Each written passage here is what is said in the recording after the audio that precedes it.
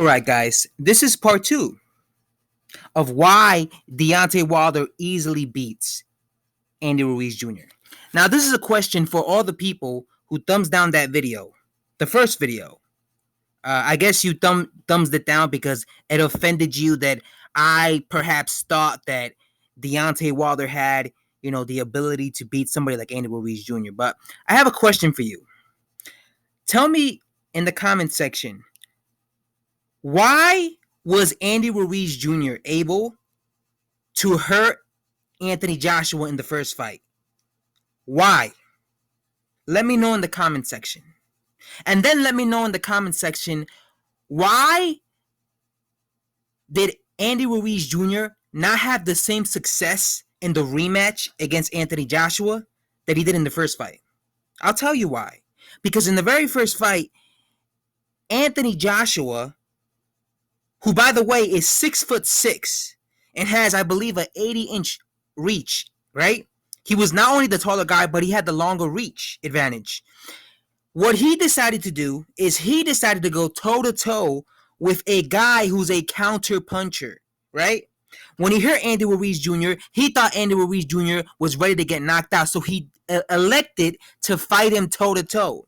When he did that, he gave Andy Ruiz Jr. the opportunity to hit him and catch him with a counterpunch on the side of his head because he was in distance. And that is why Andy Ruiz Jr. was able to clip him in the side of his head, and he lost his equilibrium, and he was dangling all over the place, and he never recovered. The reason that happened was because Anthony Joshua went for broke against Andy Ruiz Jr., and he was in his face. And that gave Andy Ruiz Jr. the opportunity to knock him down. In the rematch, Andy Ruiz Jr. did not win a single fucking round against Anthony Joshua. Why? Because Anthony Joshua never allowed Andy Ruiz to get in distance and get in the same lane as him. He would come in, throw his combinations, and move out. He never stood in front of Andy Ruiz. Even when he hurt him, he didn't stay in front of him because he understood, Anthony Joshua, that if I stand in front of this guy, he's going to have the opportunity. I'm going to give him the opportunity to land on me. And I already know that he has the power to hurt me because he was able to drop me several times in the first fight. So I'm not going to take that chance. So that's why Joshua spent 12 rounds basically fighting a disciplined back foot game, right? That's why. Because Joshua learned from his mistakes that he made in the first fight, right? Joshua realized that Andy Ruiz was a flat-footed guy. The reason Andy Ruiz looked absolutely terrible, he looked like shit in the rematch. Not just because he was obviously more overweight, but it was because he does not do good with a guy who moves. If you move against Andy Ruiz, he does not do good, right? This is why he looked terrible against Joshua in the rematch, because he is a flat-footed guy. He's like a Danny Garcia. Danny Garcia is also flat-footed.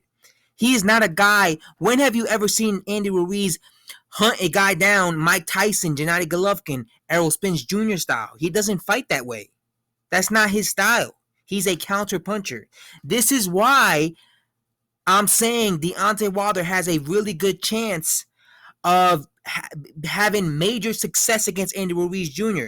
Now, if Deontay Wilder went toe-to-toe with Andy Ruiz Jr. like an idiot, then yeah, Andy Ruiz Jr. could definitely catch him.